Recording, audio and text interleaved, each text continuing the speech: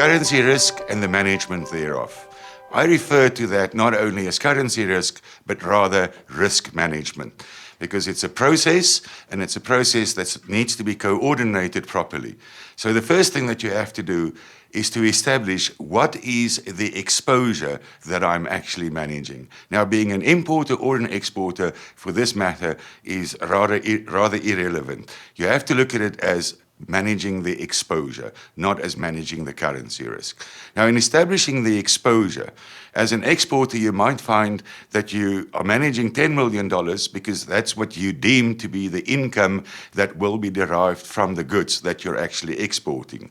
But in the process of manufacturing or producing those goods, you might find that you are actually importing part of the stuff to be able to do it to a cost of, for argument's sake, $2 million, or you might be using diesel or fertilizer or whatever the case might be that is highly linked to exchange rates to the value of $2 million. Now, if you go out and do that spending and manage that as a separate one, then you're in actual fact multiplying and adding to your risk, because then you're managing $2 million on the import side and $10 million on the export side, and you're basically starting to pray for two sides of the exchange rate to move, whilst you should really be just managing $8 million.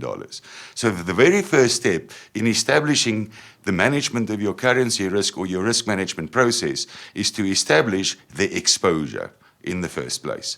Secondly, you have to look at that exposure and that risk that then comes out there in your ability to actually pass on any movement in the exchange rate to the final consumer who's actually going to buy your product. Because if you are able to pass that exchange rate risk or the volatility in the exchange rate risk onto your user or the buyer of your product, then you do not really need to go and take hedges out in the market, because the minute that you confirm your exchange rate and take out a hedge, you had fixed the price of your export or your import, whilst your final buyer or consumer of the product will only want you to determine that price at the stage that him or her is actually buying the product. And we should not be fooled by the knowledge of people that buy products. They know where the exchange rate is. They know where the competitor is pricing the product.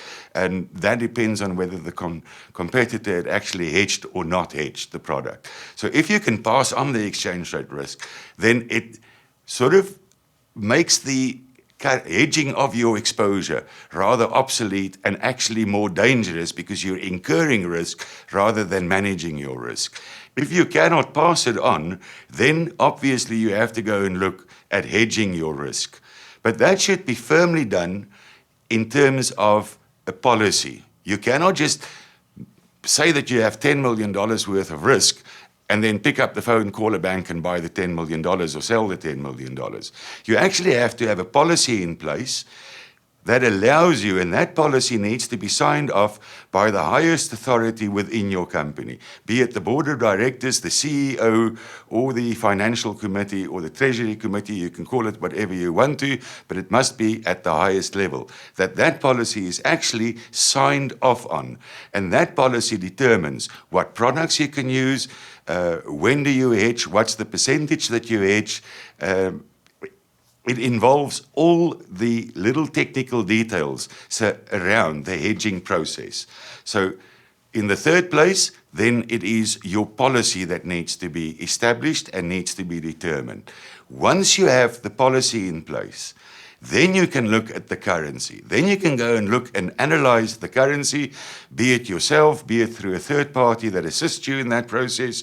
But then you can go and look at the currency, and you can determine where the currency is in the process of its movement. Is it overbought? Is it oversold?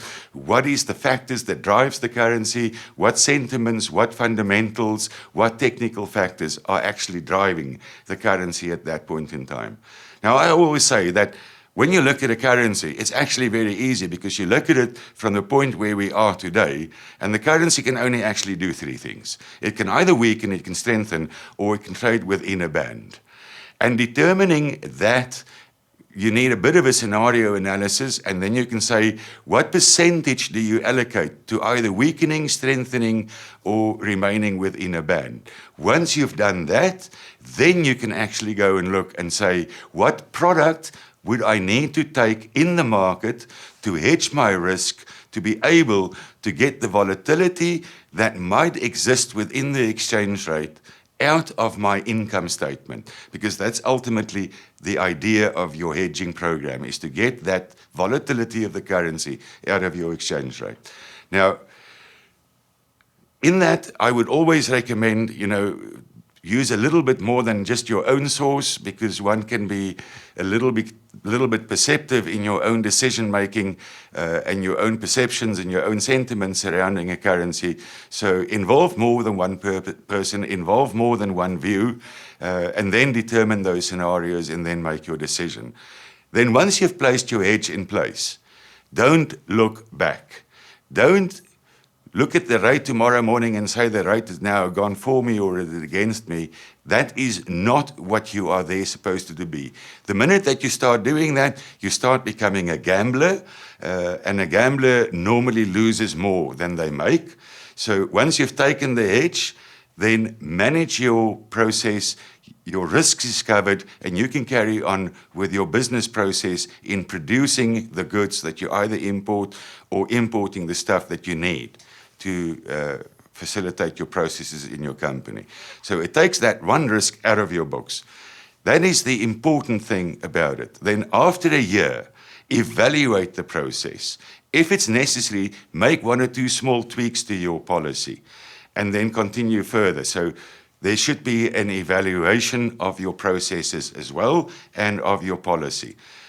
But if you are going to make changes to your policy because of changes in the exchange rate, then your policy are driven by the exchange rate, and is totally incorrect, because your policy is there to manage the currency risk. The currency risk or the volatility in the currency should never manage your policy. So if we quickly recap, determine your exposures. Secondly, decide and look at your business processes. Can you pass the risk on or can you not pass it on? Thirdly, establish a policy. Fourthly, analyze the currency. Decide on a product. And fifthly, in the fifth place, evaluate your policy, make tweaks if needed. Thank you.